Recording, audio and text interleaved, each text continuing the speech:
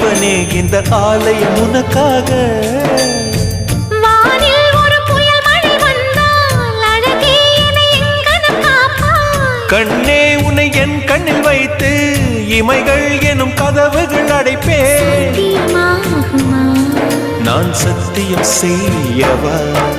தொடு தொடுவெனவே வானவில் என்னை தூரத்தில் அழைக்கின்ற நேரம். Uva,